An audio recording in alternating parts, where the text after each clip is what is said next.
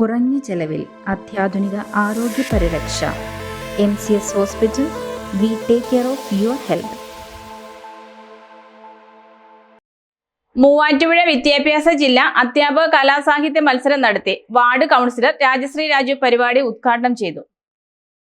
അധ്യാപക ദിനാഘോഷത്തിന്റെ ഭാഗമായി അധ്യാപകരുടെ കലാസാഹിത്യ മത്സരം നടത്തി. വാർഡ് കൗൺസിലർ രാജശ്രീ രാജു പരിപാടി ഉദ്ഘാടനം ചെയ്തു.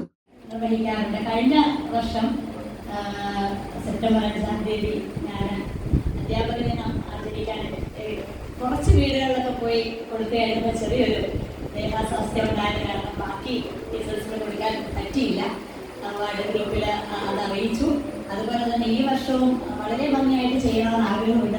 തിരുവോണമാണെങ്കിലും മഹാബലി സന്ദർശിച്ച പോലെ എല്ലാ വീടുകളും ടീച്ചേഴ്സിൻ്റെ വീടുകളിൽ പോകണമെന്ന് ആഗ്രഹിക്കുന്നു. അത് നടക്കുമെന്ന് തന്നെ വിശ്വസിക്കുന്നു. അതുപോലെ തന്നെ എന്നും ഇവിടെ ഏതാണ്ട് ഒരു മാസത്തിൽ 10-15 ദിവസത്തിൽ കൂടുതൽ എനിക്ക് ഈ PTA വരേണ്ട ആവശ്യമുണ്ട്.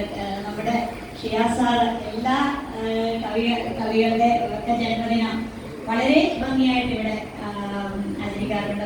മൂവാറ്റുപുഴ വിദ്യാഭ്യാസ ജില്ലയിലെ മൂവാറ്റുപുഴ, കല്ലൂർക്കാട്, പിറവം, കൂത്താട്ടുകുളം എന്നീ ഉപജില്ലകളിൽ നിന്നുമായി ലളിതഗാനം, കവിയരങ്ങ്, സംഘഗാനം എന്നീ 3 ഇനങ്ങളിൽ വിവിധ സ്കൂളുകളിൽ നിന്നും അധ്യാപകർ പങ്കെടുത്തു.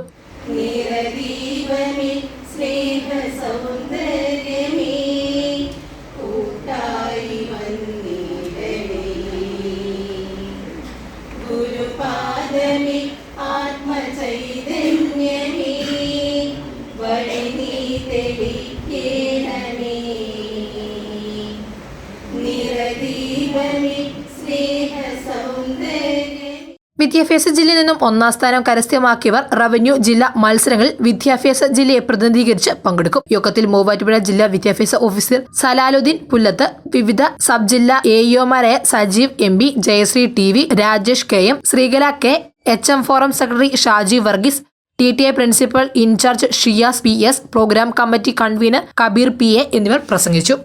News desk, Muvattupuzha news. എന്റെ കാഴ്ചയ്ക്ക് ചില ബുദ്ധിമുട്ടുകൾ അനുഭവപ്പെടാൻ തുടങ്ങിയത് ഈയിടെയാ. ആദ്യം ടെൻഷനായി. മകളാ പറഞ്ഞത് അഹല്യയിൽ പോകാൻ. അഹല്യയ്ക്ക് 30 വർഷത്തെ പാരമ്പര്യവും വിശ്വസ്തതയുമുണ്ട്. അഹല്യയിലെ വിദഗ്ധരായ ഡോക്ടർമാരുടെ ചികിത്സ കൊണ്ട് എനിക്ക് എന്റെ കാഴ്ചശക്തി പൂർണ്ണമായും തിരിച്ചു കിട്ടി. ഇപ്പൊ എനിക്ക് ഈസിയായി വായിക്കാം. നേത്ര സംരക്ഷണത്തിന് നമ്മുടെ Ahalya. Ahalya foundation eye hospital, കേരളത്തിൽ എല്ലായിടത്തും.